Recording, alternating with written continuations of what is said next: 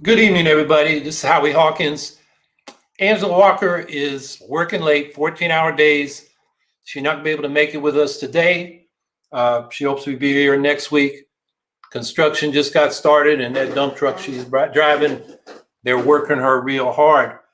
So what I want to talk about today is sort of extending upon a discussion last week on Biden's climate plan, because I talked about its impact on the United States. It should have, in any effective climate plan, should have an international approach. And there's nothing in Biden's infrastructure plan, obviously, in which the climate plan is embedded that says anything about the international issues related to dealing with the climate crisis and the broader environmental crisis. So what I want to start with today is Papua New Guinea. I put out an appeal today for the Greens Party of Papua New Guinea, who are really struggling against a colonial extractive economy that has impoverished Papua New Guinea. It's destroyed 1/3 of their rainforests. Most of those forests have become palm oil plantations. It's an ecological disaster. It's also a human and economic disaster, because what we call ecological unequal exchange is extremely manifest in this relationship between Papua New Guinea and the world economy, because it's foreign global corporations that are going into Papua New Guinea, buying off local politicians and clear-cutting their rainforests. And on the other side of the equation is the United States is the richest country in the world. We're the #1 importer of tropical products like wood from the rainforest and palm oil. And what we're really doing when we import those products is we're importing the destruction of biodiversity. And at the other equation, the other side of the equation, Papua New Guinea is the 3rd largest exporter of these tropical products, or you could say of the world's biodiversity. And of course, that biodiversity affects all of us because it affects the ecological and biogeochemical cycles of the planet, the ecology, and in the end, the food we rely on. And what it's done for the people of Papua New Guinea is destroyed their means to life in the rainforest and expropriated their land. And what they call it, it's like the enclosures at the beginning of capitalism in England, where the commons were enclosed, and the yeoman farmers and peasantry could no longer get access to wood and game, and basically were forced off the land and into the factories over time. Same process going on in another way in Papua New Guinea. So we owe them an ecological debt because of this destruction of biodiversity. And we're in the middle of the 6th great mass extinction in Earth's history. And much of the biodiversity in the world is in these rainforests. In fact, Papua New Guinea is one of the most diverse regions in terms of biodiversity, as well as linguistic and cultural diversity. And we're destroying all of that. So the ecological debt we owe is we need to reforest that rainforest, restore those habitats, and then pay that country, which is dependent on its trade for money and foreign exchange, compensate for the loss of trade they would get if we stop destroying the rainforest and exporting it and start rebuilding it. So you can call that reparations, but I think we should think of it as an investment for us, along with all of humanity, in the habitability of the planet. And so in Papua New Guinea, the Greens Party, as they call it, we say Green Party, they say Greens Party, is the only party there that is resisting this ecological destruction. The dominant parties are bought off by these foreign corporations. The politicians are in it for personal advancement, no political principles, and they're getting paid. So the Greens Party is challenging that. And in that environment where you have a history of political violence based on tribes and clans, it's putting your life on the line to put yourself forward. But the Greens are doing that. They're fighting that exploitation. And to summarize their platform, one of their principles, like we have in our 10 key values, is respect for diversity. And they're speaking of the ethnic diversity of Papua New Guinea with all those different ethnic groups and languages, diversity and equality for women, and diversity and equality for LGBTQ people, which they're the only party advocating for that. They call for a grassroots democracy, starting with community control of local affairs and the local land. So the land isn't taken from them for clear cutting and palm oil plantations. And they also have a national political reform agenda, which is like ours. They want proportional representation. They want public funding of election campaigns. And what private money would be spent on elections has to be fully disclosed. And then they envision an ecological economy that is based on the sustainable use of the rainforest, ecological agriculture that's regenerative and sustainable, and overall an equitable distribution of income and wealth. And because of that platform, one of the small party members of parliament recently joined the Green Party. So they now have their first member of parliament. And they're getting ready to run in 2022. They think they can run 30 candidates for the 111 seats. They have a commitment to having 75% of those seats be filled by women, which reflects their commitment, unlike any of the other parties in Papua New Guinea, to women's equality. And now the parliament, with their new member, is opening its next session on April 20th. So I put out this appeal today. You can, if you didn't get it through our emails, and if you're not on the list, go to howiehawkins.us and sign up. But you can read the appeal or the updates on the website, howiehawkins.us. I just outlined it. And there you can also find how to send them some money. They're looking for $25,000, which is not that much in this country, but it's a lot in Papua New Guinea. And they need that to open up an office, which they are required to do to be able to run in these parliamentary elections. And they need a vehicle because in Port Moresby, I mean, their party general secretary lives in a squatter settlement that's very dangerous. And because of the political violence, this man is in the same ethnic group as the leaders of the two dominant parties. And that's putting your life on the line to challenge those people. So the vehicle's needed just to protect them as they move around Port Moresby to the government, where the parliament, and to when their candidates come in to work with the party on their campaign. So it's not a big budget, but it's something we could all contribute a little bit to. And if you go to that update on howiehawkins.us, it'll explain how you can transfer money to help them in their efforts.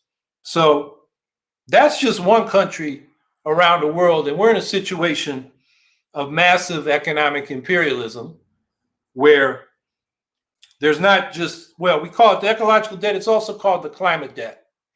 You probably heard this discussion around when they have these global climate conferences, and people in the global south and social justice advocates are saying rich countries like the United States owe a climate debt because cumulatively we have generated 25% of the carbon dioxide in the industrial era, far more than any other country. And that carbon dioxide is disproportionately affecting people in the tropics and the poor countries in the global south. And so, as I said, we should see this as an investment in the habitability of the planet that is in all of our interests. So when we speak of economic imperialism, there's a concept of unequal exchange. Global corporations have all this bargaining power that enables them to super exploit labor, to get access to resources on cheap terms. excluding indigenous people, pushing them off the land with the help of local governments that, we still have, frankly, we still have Indian wars going out throughout Latin America. It's happening in Papua New Guinea. You may have heard that the Inuit-led party, and I'm not going to say the word because I can't. The initials are IA, just won the Greenland elections. And the issue was whether a big mine would go forward. And the indigenous people and the Ecosocialists of Greenland said no. They are now the major party. They will form the next government in Greenland. But that's indigenous people fighting back. So what's happened in Papua New Guinea is happening all over the world. And so we have unequal exchange, and then we have this ecological unequal exchange, which basically the rich countries in the north are destroying the biodiversity of the global south to get products that in the end we're going to run out of because we've destroyed the rainforests. And of course, you destroy the rainforest. The Amazon is called the lungs of the world. They produce a lot of oxygen. They draw a lot of carbon out of the atmosphere. We got to rebuild these forests to draw down carbon out of the atmosphere, because the climate crisis now is not just a matter of stopping emissions, because if 350 parts per million carbon in the atmosphere that James Hansen and a group of scientists said is probably the safety zone, and Bill McKibben and 350.org have popularized, if that's the safety zone, we hit a record 421 parts per million on April 3rd. We're way past it. And at that level of carbon, we're looking at the same climate as the middle of the Pliocene 3.3 million years ago, when temperature was 11 degrees Fahrenheit higher and oceans were 100 feet higher. And that's what we're locked into. Even if we stop emissions now, we got to draw that carbon out. And so that's where reforesting the world is so important. And that's what we call a global Green New Deal. And that's really the alternative to the imperialism we have now, because these global corporations enlist their home-based countries to enable them to super exploit these countries in the global south, especially the United States. I mean, we have by far the biggest military. We have a global military empire of over 800 bases. Right now, we are propping up a dictator in Haiti, trying to install one in Venezuela. We're still engaged all over the Middle East. We've pivoted to Asia, which means China, and we're engaged in provocative military exercises, as are the Chinese, which is very dangerous. We're also doing that with Russia. And what does that do for our peace and security? So the alternative, that we campaigned on is a global Green New Deal. And in our Ecosocialist Green New Deal budget, we had $3 trillion for this. $1 trillion was directly for bringing clean production systems, the machinery of clean production. For example, for steel, electric arc furnaces instead of coke ovens, bringing these technologies to the global south. And that would have created 1 million manufacturing jobs. And then we also had, these are 10-year budgets, $2 trillion for a new civilian conservation corps that would employ 4 million people. And that wasn't just for the United States. That's for reforestation all over the world. So, our argument is, if we send aid instead of arms, we will make friends instead of enemies. And that will create more peace and security for us than this global military empire, where we're trying to basically create a Fortress America where we keep all the wealth and keep the other people out, which we're going to have, climate refugees is a huge issue. Hundreds of millions projected in the next couple decades as oceans rise, droughts happen, and then there's conflict around resources that become scarce. So I would ask people to look at that appeal for the Greens Party of Papua New Guinea, send them some money so they can compete in the parliamentary elections next year, and think about how when we talk about climate action, it can't just be cleaning up the United States, because this is a global problem. The United States can set a good example, and the economic boom it will create should encourage other countries to do likewise. But so anyway, that was what was on my mind today. And I only took 10 minutes or 15 minutes instead of 40 like last week. So there's plenty of time for questions and answers. And I'll be happy to see what people are saying. So Miss Leo, how are you doing? Thank you. I just find it very off trying to run a democracy on a land that isn't ours. I mean that at all parties that aren't Native America plus everyone, and not just the main colonizers' parties. Well, you know, we need a party that defends indigenous people in their treaty rights in this country and the land that they lived on that has, you know, been spoiled. And I think, you know, we're getting examples of that. Many Latin American countries have a eco-socialist left that's grounded in indigenous people. I just mentioned what they did up in Greenland. And I think those are models for us in the United States.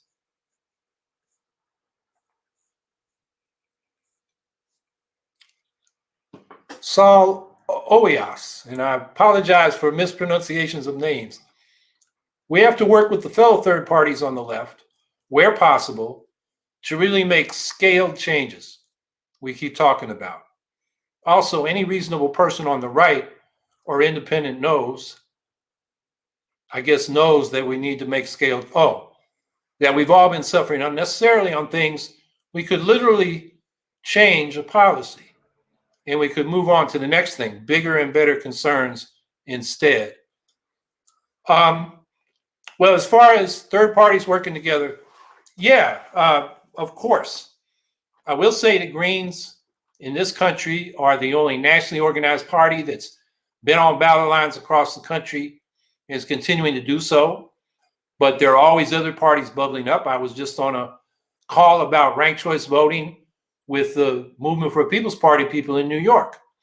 And one of the things the guy chairing the meeting for them said, and a lot of them said they'd voted for me for president and for governor here in New York, we got to work together.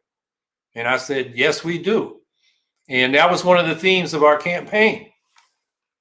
Now, as far as people on the right, I think we need to distinguish between traditional conservatives, you know, who temperamentally are like, if it's working, don't mess with it. Whereas progressives are like, we can do better than that. Let's try. And you sort of need those kind of conservatives around so you aren't doing, you know, kind of a check on hubris.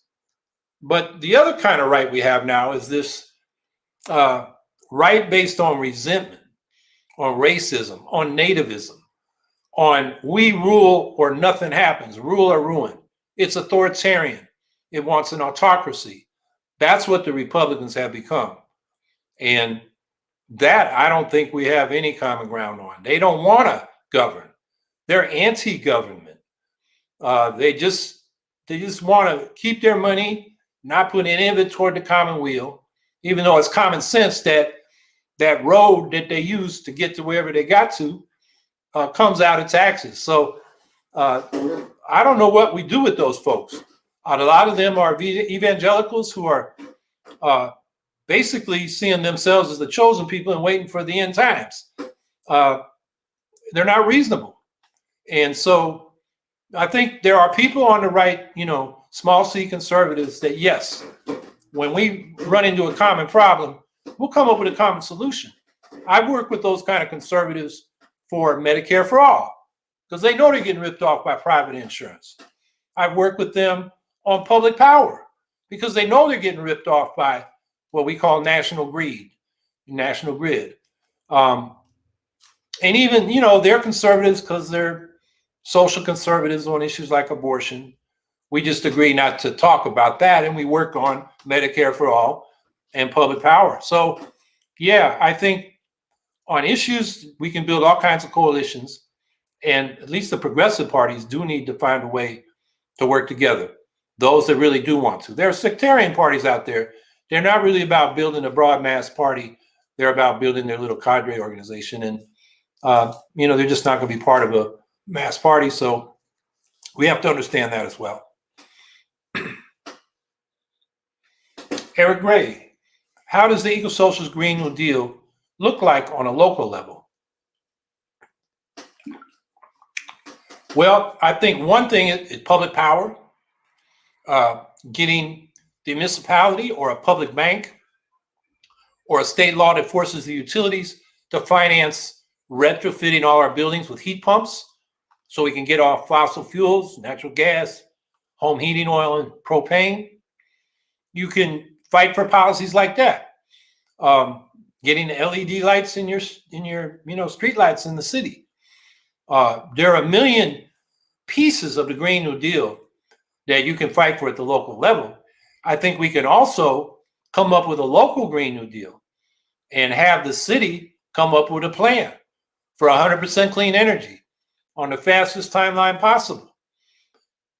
Most municipalities, probably all of them, cannot finance that on their own because statutorily they have to have balanced budgets, and the states do as well.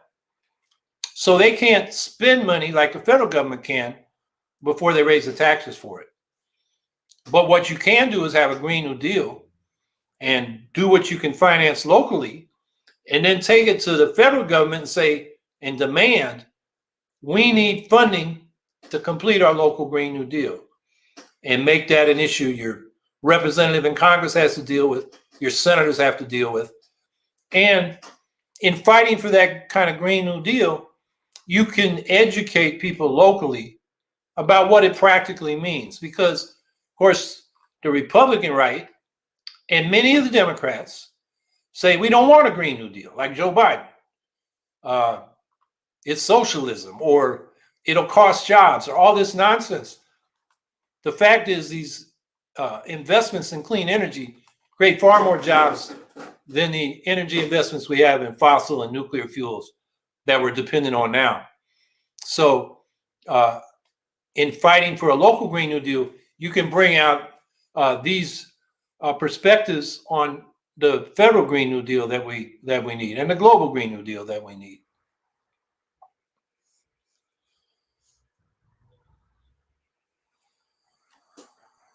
Lucre Denouncer, do you and the Green Party support the Kshama Solidarity Campaign?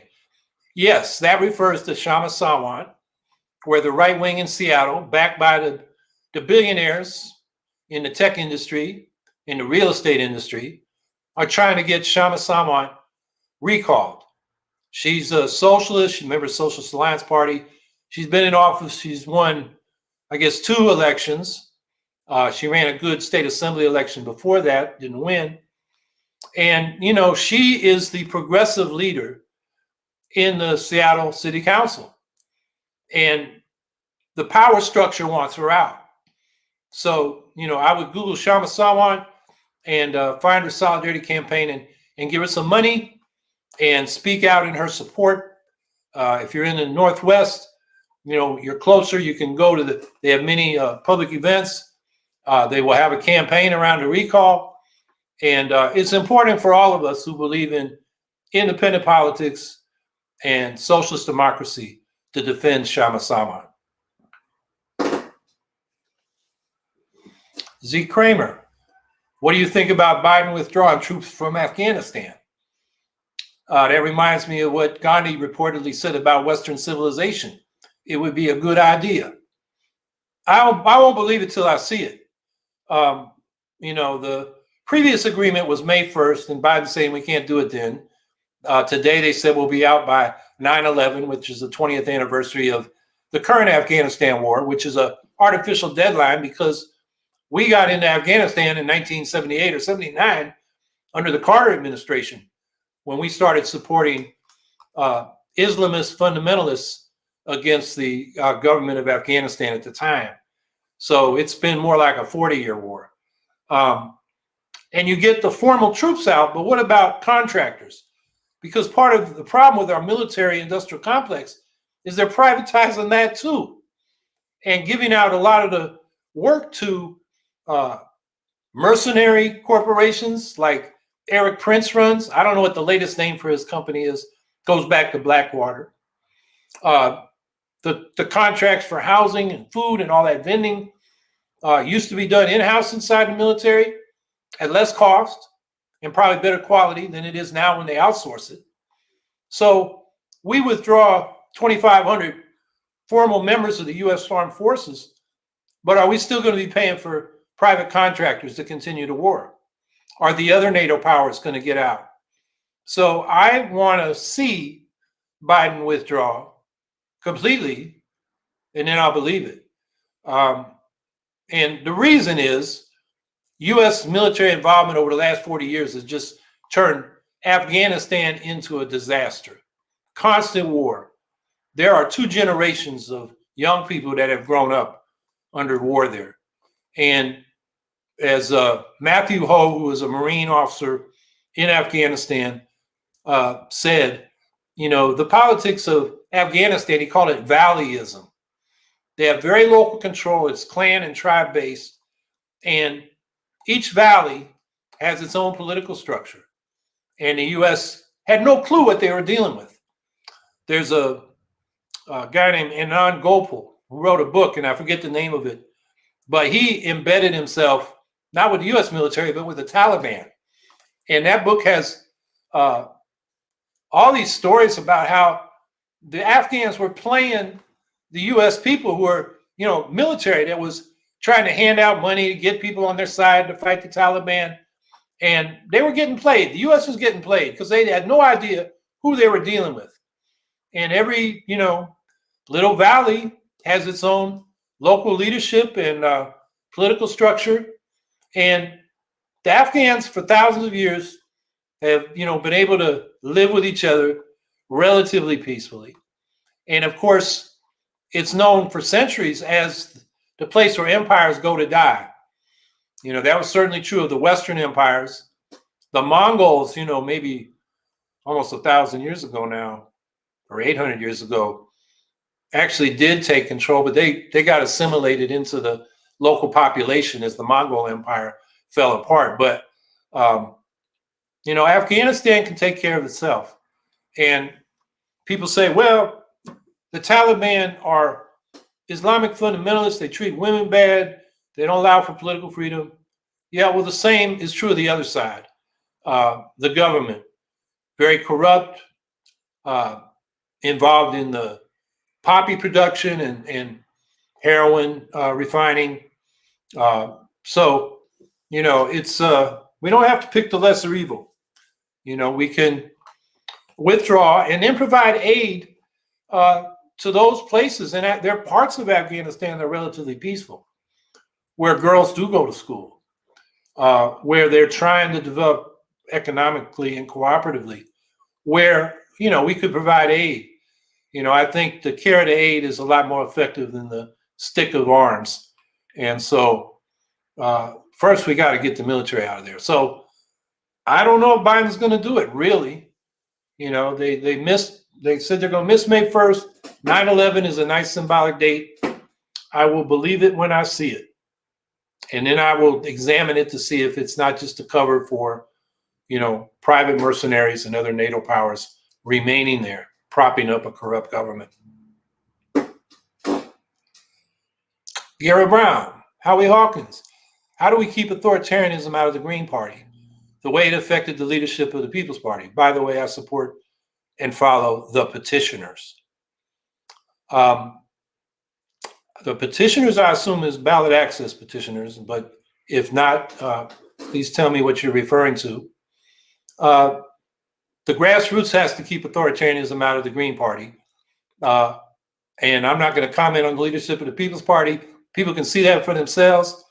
I would say the Green Party is not immune to people abusing positions of leadership, but it's always up to the people that elect these people to leadership. Or if they're not elected, allow them to be in leadership without being elected on a periodic basis. So the basic way to keep authoritarians out is to practice democracy from the bottom up.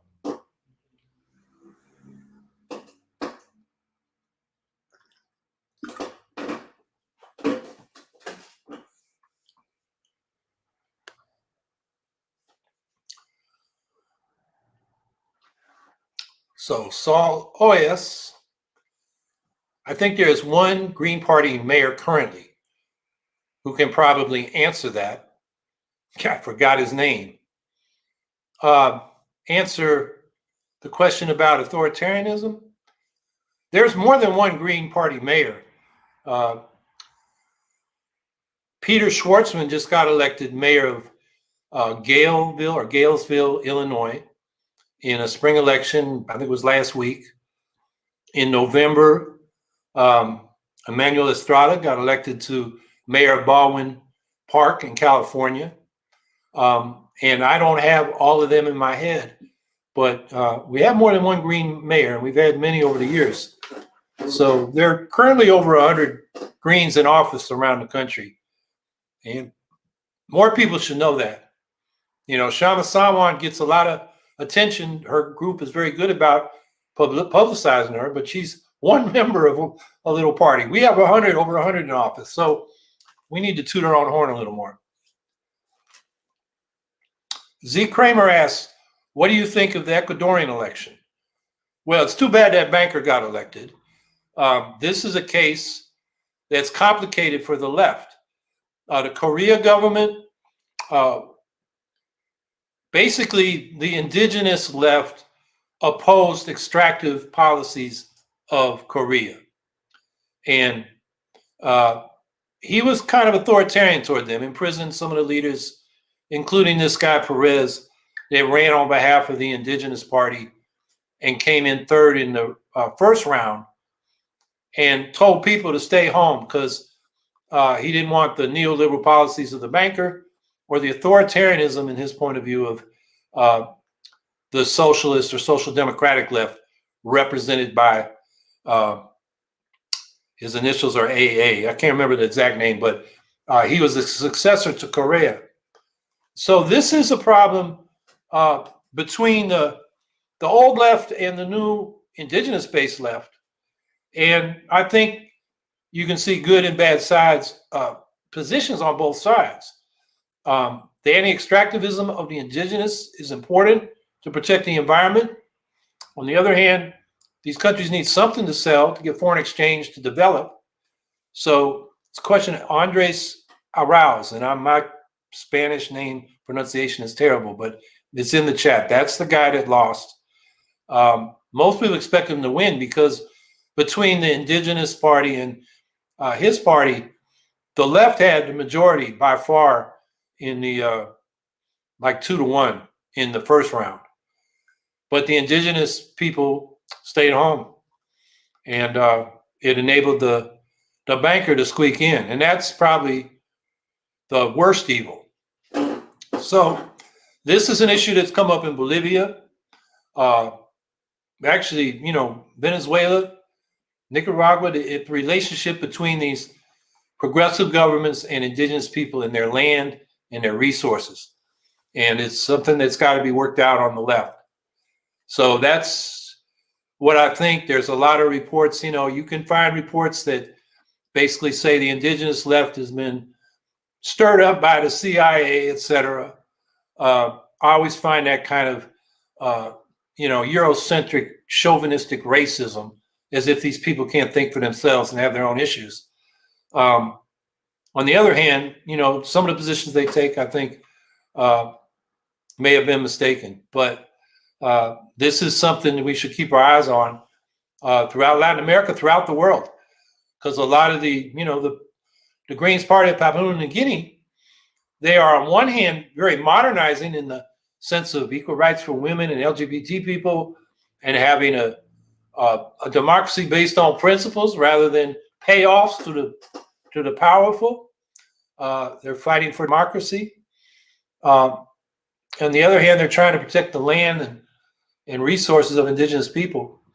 And if they took power, they would face the question of, well, how do we sustainably use the rainforest when that's our, you know, sales of those products are our main source of foreign exchange and cash to develop. That's why we need a global Green New Deal. So this is something I think, you know, we're studying and listening to all sides. It's become very controversial around the Ecuadorian election. And I think rather than say one of the lefts was wrong and one of them was right, and one of them is corrupt, and one of them is irredeemably authoritarian, there's probably a way to work that out. Of course, they have to do that, but we shouldn't add to the difficulty of that by demonizing, one or the other sides on that left debate. Eric Gray asks, what's the best way to get younger people like teenagers engaged in policy substance? I'll tell you, man, I think the teenagers are more engaged than a lot of older heads. I've been so impressed. I've gone on a lot of these, online forums invited by sunrise groups, high school clubs, climate action networks. And these kids are very informed, more informed about climate issues, the real substance of what the different technologies are, how far we are along in, blowing through our carbon budget to stay below 1.5 degrees Celsius rise in temperature than many of the older people. So first, I want to just say the young folks are the hope. Now, the best way to get them engaged in policy substance, I think the same way you get people engaged in anything, you make it interesting. You have peers talk to them about it. Like I said, a lot of these young people are very well informed, and a lot of times they will more easily absorb it if it comes from a peer rather than somebody like me, who to them is ancient history. So I think there are a lot of ways to approach it. A lot of this information is online, and that's one of the good things about the electronic age, the internet age. The other thing I'm telling the young people is, once we get out of this COVID lockdown, we got to get out and talk to people, regular people, by knocking on doors, having substantive conversations, not preaching at them, but listening, building relationships, building a movement that encompasses more than the people we're already working with. And that's about building a mass base. And young people have the energy. I mean, I know we got a big petition we're facing here in New York, and some people that we've counted on over the years are now in their 60s and 70s. And they're saying, I don't know if I can go out there like I used to. But the young people can. So, and I think, getting them engaged in policy substance, one of the ways you get engaged is by knowing you have to have answers to questions. And you go out on the street or knocking on doors, and people ask you questions. And you say to yourself, well, I need to know the answers to these things. So that's another way, I think, to get them engaged in the policy substance. Of course, some young people are more interested in, the opposite sex or maybe the same sex, in sex, and how they fit into the world, their self-confidence. I mean, there's all kind of stuff going on when you're young, and we have to give that space as well. But, I think probably the best thing is just make it interesting and fun. And being part of a group, a collective enterprise, you get friends and relationships out of that. I think that's part of the appeal of movements. And once you're out there in the movement, you got to have answers to those policy questions when you talk to people or to the media.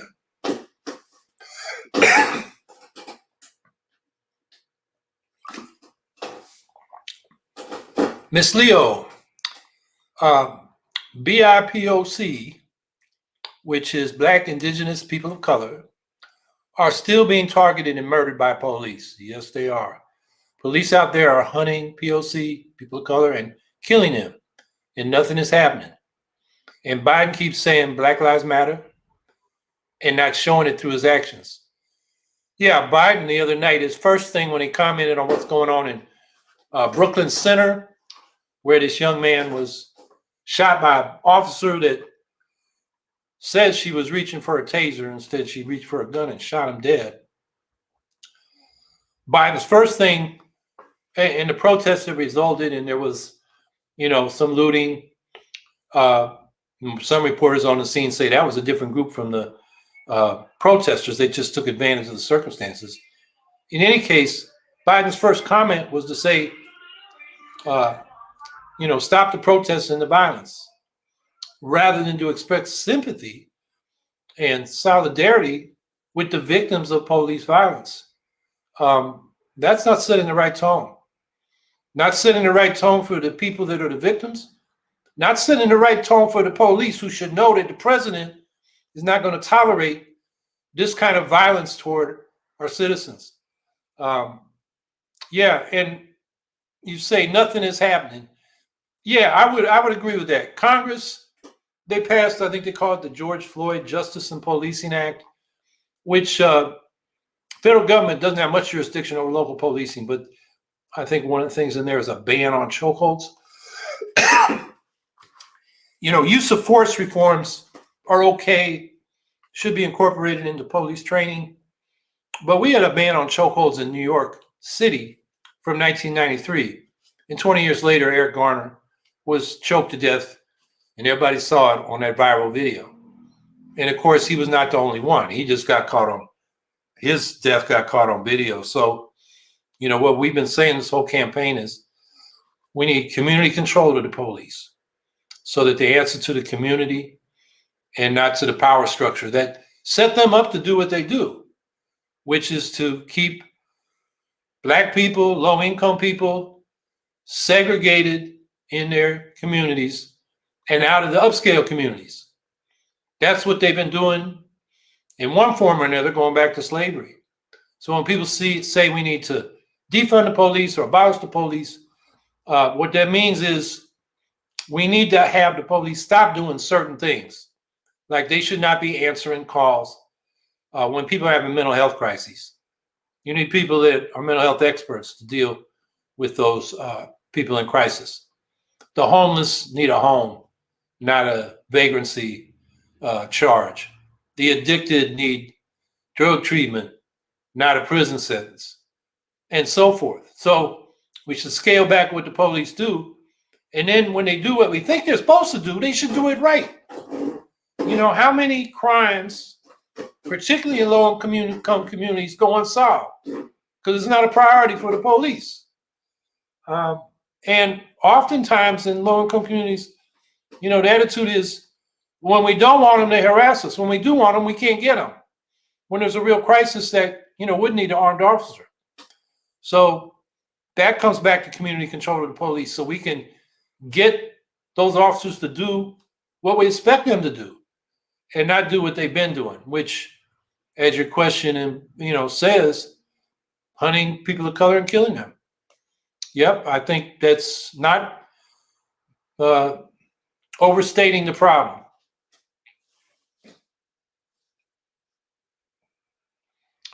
Jean Lowe's Pascalides. Why doesn't Greta Thunberg endorse the U.S. Green Party? Is she old enough to even vote yet? I give her a lot of credit for popularizing and inspiring young people to get out there. I do understand she endorsed Biden, and I don't even know if she knew about her campaign. I'm not going to hold that against her. I'm just glad she's out there speaking like she did to the UN in 2019, when she told them, she gave them the math that most of these fools who represent countries probably didn't even know about where we are in the climate budget. And the fact that if we do meet the International Panel on Climate Change budget to stay below 1.5 degrees, we only have a 2/3 chance of doing that by staying within that budget. That's like taking a revolver with 6 chambers and putting 2 bullets in it and putting it into your head and pulling the trigger. There's a good chance you're not going to make it. And that's the best odds. And so she's saying, this is an emergency. That's basically what she's been doing. And I give her props for that. She's very young. I don't expect her to be sophisticated politically or a leader of a political movement. She doesn't aspire to that. She sees her role as sounding the alarm. And so I think she's doing a good job. So why she didn't endorse us, I don't even know if she knew about us. And I think I heard she said, I hope people elect Biden. Given what Trump was doing, that was the lesser evil, but it wasn't the solution that we were trying to offer. Joanna Munley, do you think Bernie Sanders will run for president again? And if so, is it still worth supporting him? I don't think Bernie will run again. You got a Democratic incumbent, so it's going to be Biden or maybe Kamala Harris. I don't think he would primary her. I just think, he's had his runs. And if he did run, if he ran as an independent with the Green Party, it would be worth supporting him. But if he runs as a Democrat, no, because he's channeling progressives into a super capitalist party where the progressives are the minority in terms of power and numbers and really make it look better than it is. And, I went over Biden's climate plan or non-plan last week.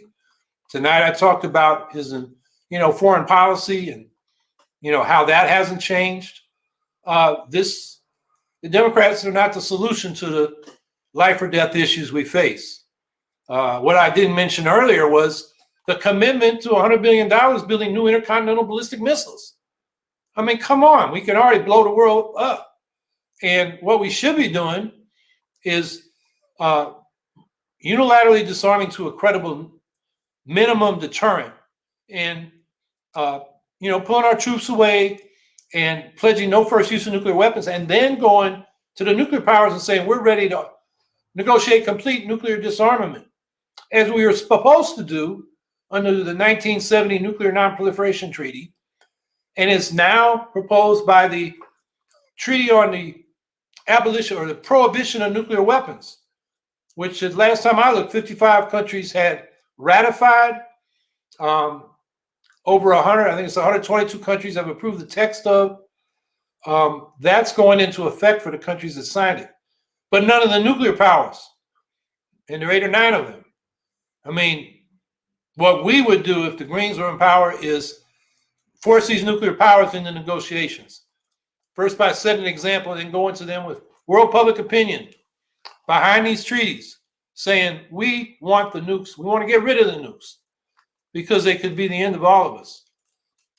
You'll never get that from the Democratic Party. It's not even up for debate. Bernie Sanders didn't raise it. So I would support Bernie as a Green if he would raise that issue and in the questions of U.S. foreign and military policy, which he wasn't so good on. So anyway, but I don't think Bernie's going to run again. I think he's going to wrap it up as a team player in the Democratic caucus in the U.S. Senate and try to get some incremental reforms. And as senators go, he's probably better than all of them, but it's not anywhere what we need. So Zeke Kramer asks, what do you think about Biden finishing Trump's wall and letting fewer immigrants in than Trump? I think it's a disaster. I think it's terrible. I think it's immoral. I think the Democrats are hypocrites. And I know some of the progressives are pushing Biden on that. But again, they have no power within the Democratic Party. I've given this example before, but I'll repeat it for those that maybe haven't heard it before. Alexandria Ocasio-Cortez has wanted to be on the Energy and Commerce Committee since she got into the Congress. And when Elliot Engels was beaten by Jamal Bowman, a seat opened up on that committee, and AOC let it be known she wanted that seat. The response of the leadership of the Democratic Party was to get a conservative corporate Democrat, Kathleen Rice from Long Island, to run for that seat too. So when they got to the Steering and Policy Committee of the Democratic Party, their leadership body in the House caucus, they voted 46-13 to seat Kathleen Rice over AOC. That shows you how little power the progressives have in the Democratic Party. So they are complaining about what Biden's doing with immigration, but Biden is continuing the bipartisan policy of using that border to basically help exploit workers on both sides of the border. The low wages on the southern side are used as a threat against those of us on this side by companies that say, if you don't accept low wages and poor benefits, we can just move to Mexico or these other countries in the global south where the wages are even lower and the benefits and the social and labor protections are even less. And of course, for the people on the other side of the border, trade treaties like NAFTA, basically you had an enclosure of Mexican people off their land. The old Ejido system was destroyed by NAFTA, and that's why we had waves of Mexicans. And now, again, these are indigenous people, a lot of them trying to protect their environments. We had the case of Berta Cáceres, or Carrera, forgive my Spanish, the Honduran woman that was defending the land got assassinated by the death squads in Honduras, a government that overthrew the elected reformer Zelaya back in 2009 under the Obama administration, and the U.S. called it constitutional. That guy was grabbed in his pajamas one morning and exported out of the country.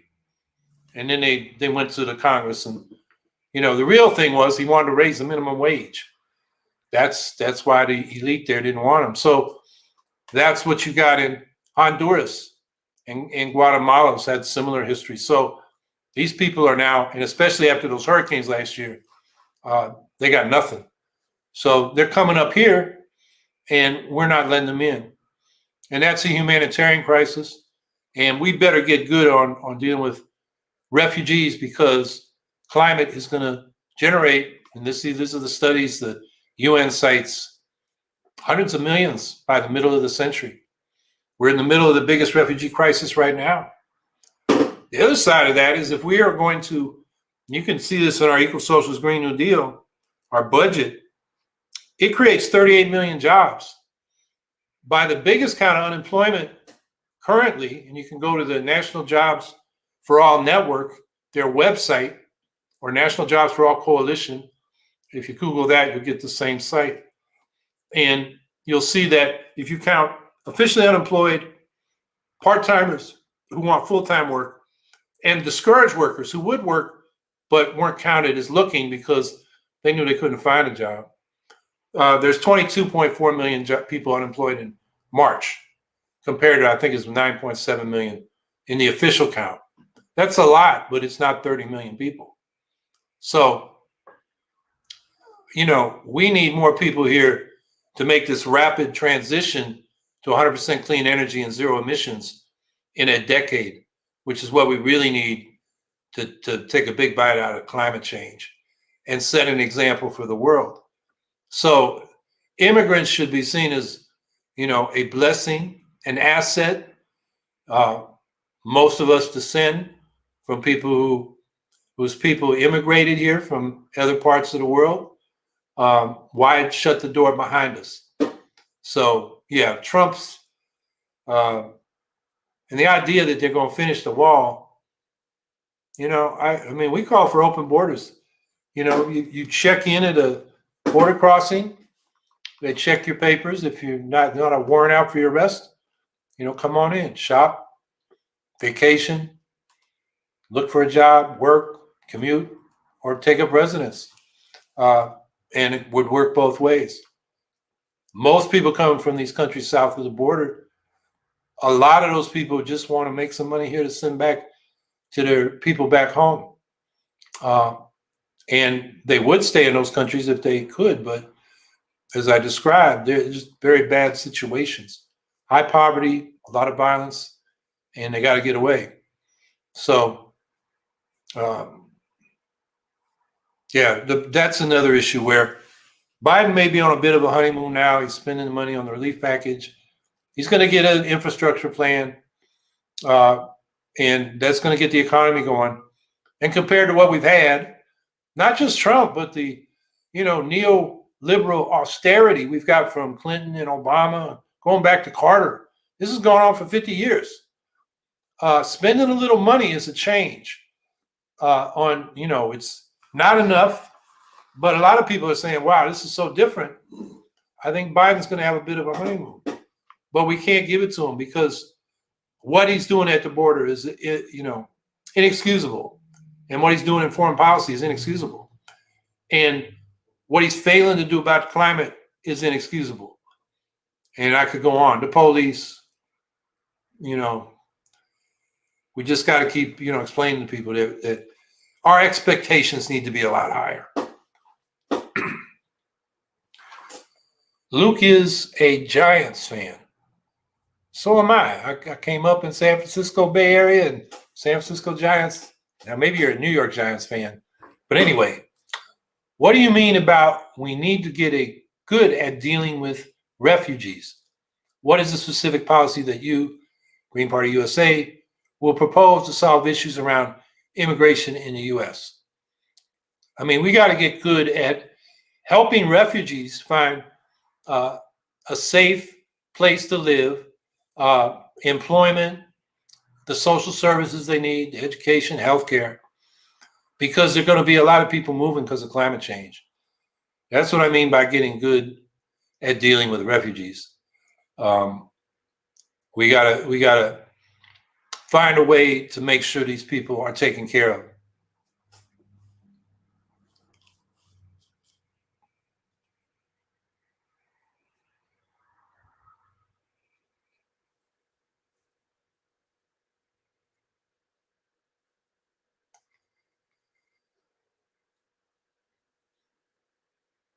Well, I'm waiting for the next question, but he asked, what is the specific policy?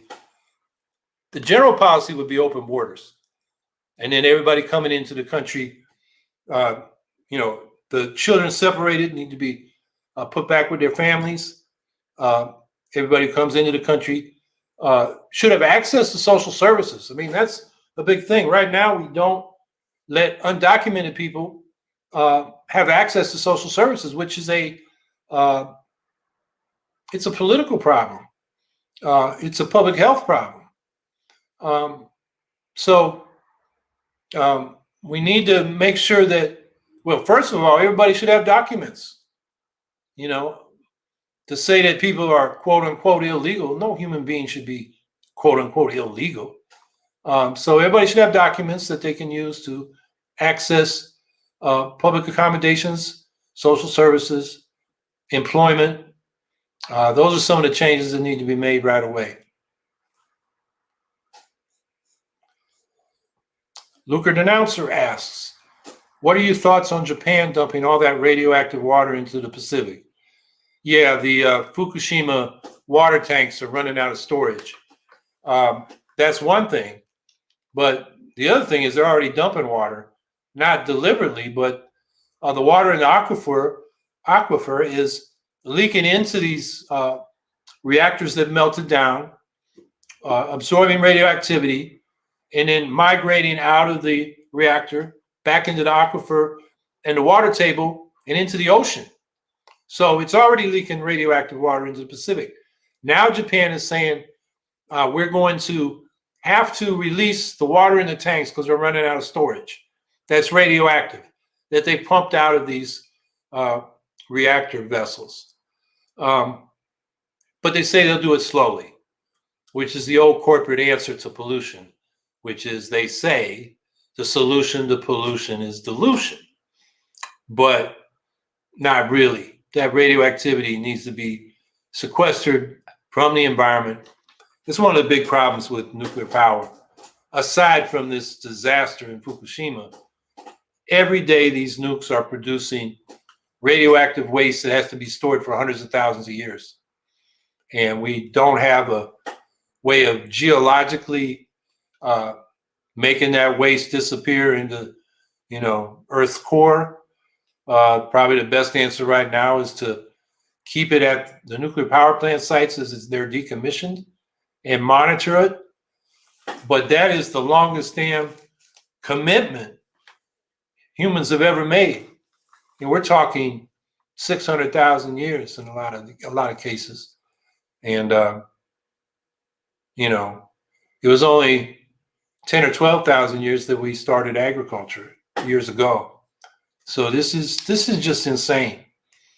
And Fukushima is a manifestation of that insanity.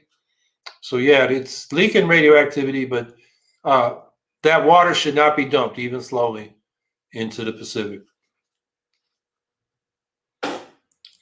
And a sheaf of mine, what do you say to a ranked choice voting group in a state that does not have equal ballot access? Well, ranked choice voting and ballot access should both be promoted. I think maybe you're thinking, well, why should the Greens care if they don't have access to the ballot? Well, we should care because when we do get it, we don't want that, lesser evil spoiler dilemma to affect us in executive races and in legislative races. If ranked choice voting uses multi-member districts, we get proportional representation. And then the Green Party gets their fair share of representation proportional to their support in the population. If we limit ranked choice voting to single member districts, we're basically keeping the winner take all system.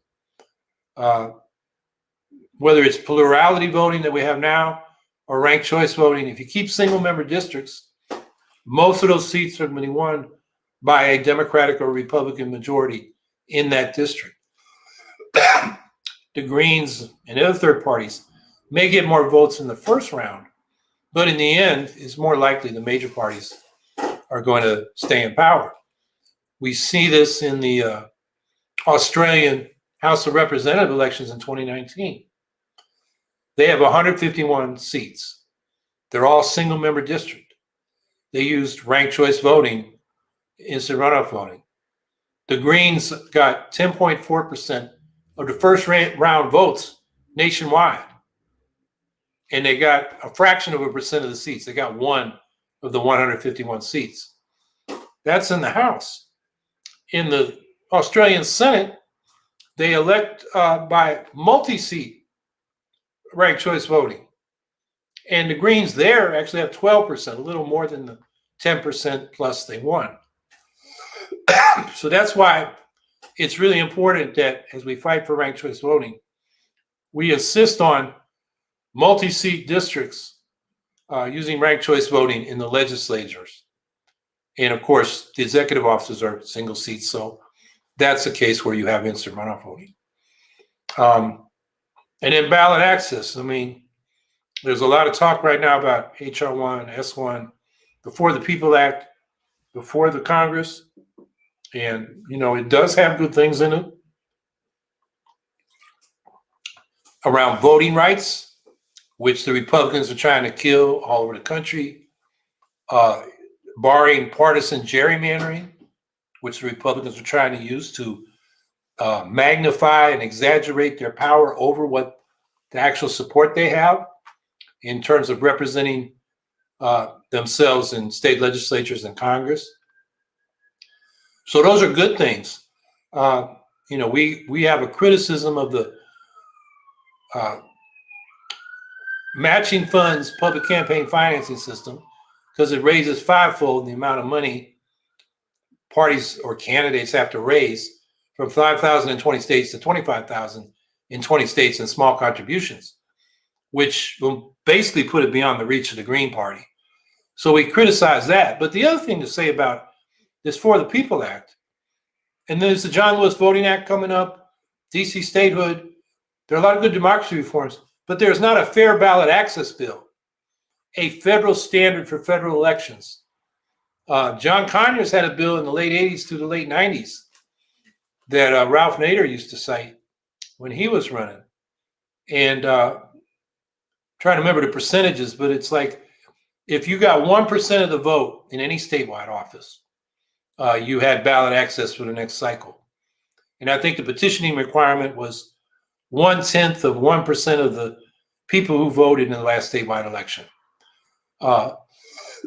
Standards that were much lower than most states have, but still pretty high on world scale. You want to run for the House of Commons in the United Kingdom, takes 10 signatures. You want to run in India or New Zealand for their national legislatures, 2 signatures. It's 50 in Australia, it's 100 in Canada, and the rural ridings up there, it's 50. Here it's thousands or tens of thousands. So ballot access is a huge issue that is getting no attention in all this national talk right now about fair elections and election reform.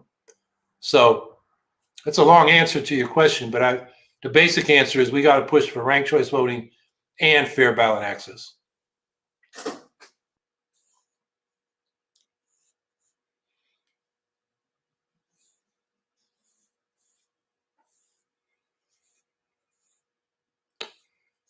And my campaign manager behind the curtain has not put up any more questions.